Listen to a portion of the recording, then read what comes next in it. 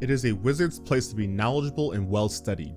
The axioms and principles that govern one art can often transfer to others unexpectedly. The Great Dane.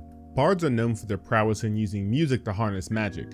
They are particularly apt at charming and bewitching their foes. More importantly, many bardic compositions survive long after the bard passes on from the mortal plane. This theory will suggest using a song as a phylactery, making killing the necromancer who created it even harder.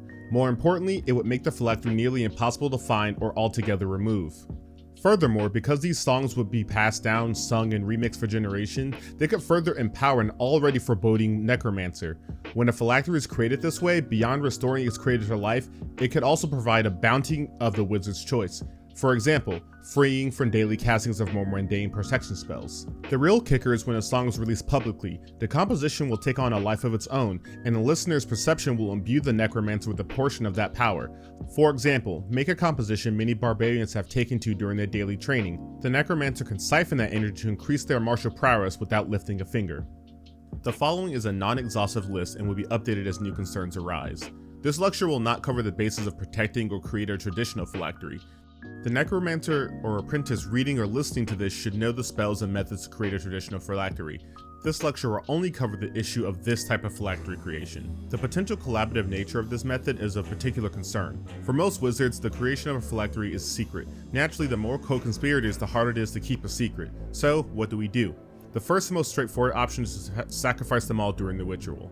The second option is binding them to the ritual using blood magic, ensuring that they and their descendants cannot betray you without great harm or sacrifice to themselves.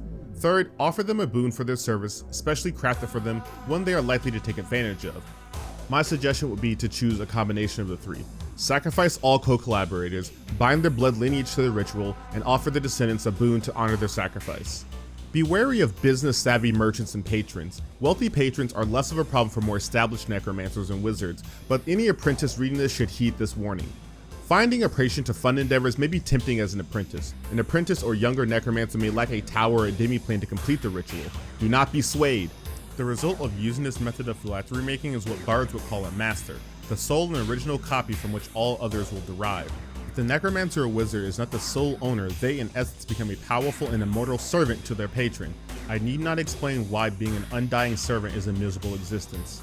Furthermore, they could inject unforeseen variables or change the desired outcome entirely to benefit them, not unlike a warlock making a pact with an underworldly entity.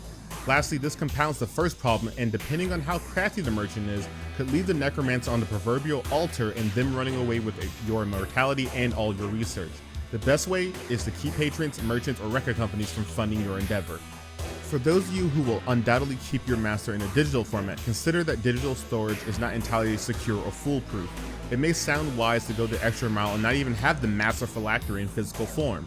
Even if stored digitally, the file will be on physical media.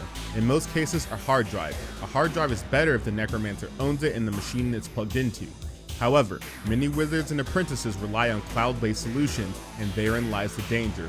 Like the previous problem, do not entrust the research and hard work to anyone who might hold it hostage or take it for themselves. More than that, there is no credible research that magic can prevent a computer file from being deleted or how the effect of changing said file permissions will affect the phylactery. The best and most secure practice will be to own the storage unit and then treat it and protect it like a more traditional phylactery. Necromancers going the classic press record route will have little to worry about, as the next steps will be the same for traditional phylactery protection. Lastly, the most obvious drawback to some will be what happens when the song loses relevance and is played or sung for the last time. Some or all of the buffs acquired while the song was popular can be lost. The working theory is that this will be entirely up to the skill of the wizard and the strength of the composition they create. Bards are better equipped to detail how to make classic and timeless pieces of music that will persist through all the ages you will hopefully see. When creating your phylactery with this method, making good music should be the first, second, and third priorities. Otherwise, the result is a normal phylactery and a terrible song. The good news is that the longer the buffs siphoned off of listeners persist, the more likely they are to stay. The best way to do this is to have or choose a strong musical talent when making your composition. Like a traditional phylactery, this method will likely be one of your crowning achievements, and you should take special care. If you make a good enough composition, it will be referenced and discussed through time. So even if the song loses favor, the necromancer will still benefit from remixes and sampling.